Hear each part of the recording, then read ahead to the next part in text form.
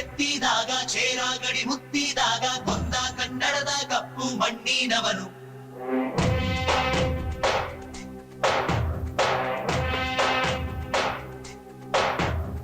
ವಜ್ರ ಬಲ್ಲಾಳ ರಾಯ ಸೋಗೆ ಬಲ್ಲಾಳ ರಾಯ ಕತ್ತಿಗಲೆ ಬಿತ್ತಿ ಹೋದ ವಂಶದವನು. ಈ ಸೀಮೆಗೆ ಶಿವ ನೀಡಿದ ವರವೋ, ಈ ಊರಿಗೆ ಇವಾಲದ ಮರವೋ.